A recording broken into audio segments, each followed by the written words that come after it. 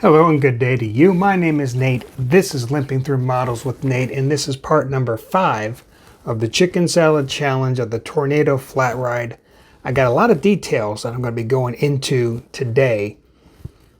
Not so much details, but doing details of the model itself. So with all that in mind, let's get started. They say the devil is in the details, and at this stage of the project, it's no exception. It's the little things that really bring out the realism in a model. One of those little things are these barricades I'm trying to create using the fencing supplied in the kit. They kind of look like this, and I thought the best way to make these with what I have would be to cut the legs off and flip the fence end over end to have the curved portion facing downward. I then find a surface to work on that would not meld with the plastic and destroy my hard work. I had an old picture frame lying around and decided to use that. This let me glob on as much or as little of the cement on the parts and not have to worry about it sticking to anything. Although you'll have to watch out for that capillary action, as the cement can get under the parts and flatten the back of the piece. Now on to the part of the build that worries me, the scratch building of the ticket booth. Thankfully I have a great reference in the ticket booth attached to my power tower. I take a few measurements and start to draw out the footprint of the booth. I decided to try on the metric system in these measurements. Sure is much easier to measure when you are dealing with numbers that increment instead of eighths, sixteenths, or 32ths.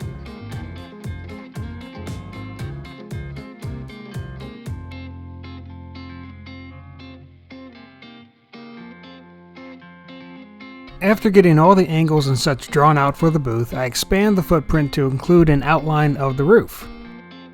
This extends about 3 or so millimeters out from the booth walls. I don't know the exact measurement, I was eyeballing it. With the footprint complete, I cut it out of the sheet and placed the template on a thick piece of styrene to score the roof outline.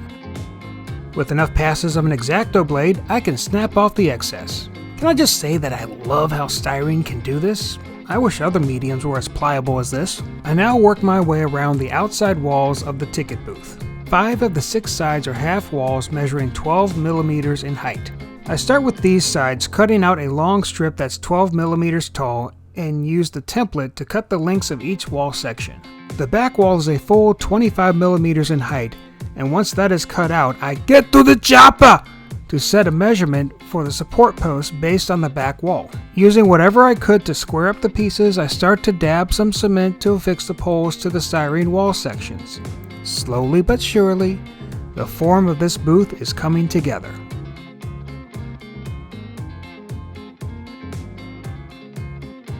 Moving on to the roof, I eyeball about a 2 bead tall strip of styrene and do that cool guy score and snap trick to make one long strip.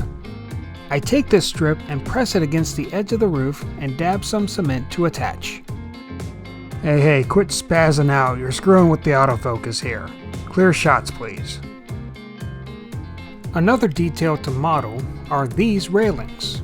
They are positioned around the base sort of as a line of demarcation where riders go to enter their buckets. I had thought of using some wire and solder, but after last time my skills just ain't there yet. So with various lengths of styrene cylinders, I fashion a railing together to see what it looks like.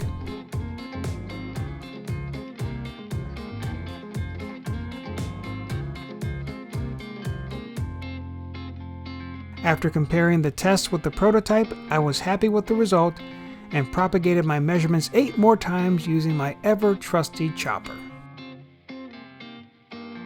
On an unseasonably warm day, I was able to get out and spray paint some parts, including the back of the sign, the catwalk plates, and my newly modeled railings. Attaching the catwalk to the supports was a challenge as I had to play musical plates to get them all in the right place before gluing. Additionally, since I did not sand any of the paint off, I had to use globs of cement to get these plates to stay in place. Same thing goes for the barriers I created earlier too. Oh, and by the way, I spray painted the ticket booth platform too.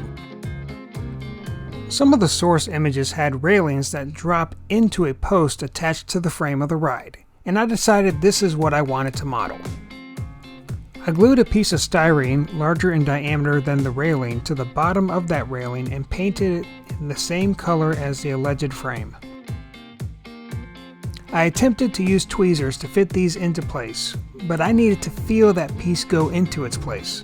So eventually I used my wrecking ball of a hand to glue each railing into their spot. After all the railings initially set, I paint on some more cement to meld the railing in place. Speaking of wrecking ball, I knocked the front barriers out of place and had to re-glue them.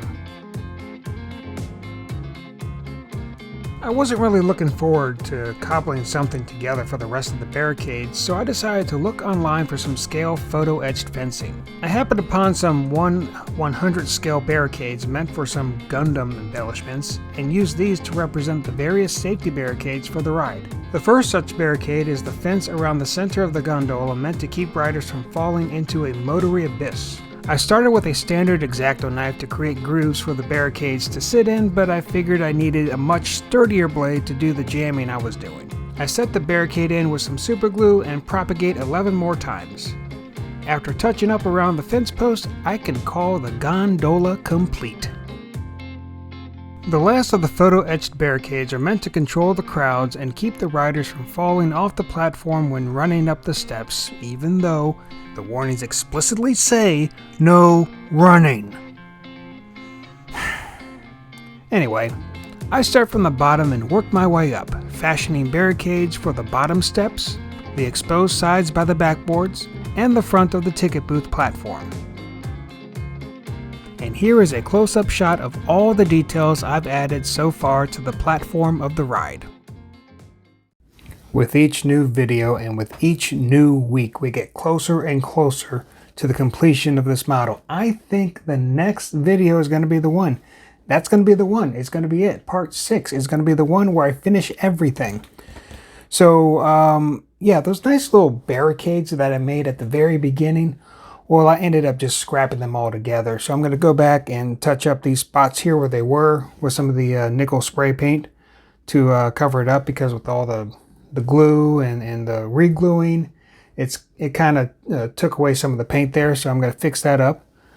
Aside from that, everything looks great. I really like how the barricades around the center of the gondola really came out. I was really fortunate to find these pieces as I was looking for other barricades for this. The ticket booth isn't really much to look at right now, but the next time around I hope to have some paint on this and some more embellishments to make it look good.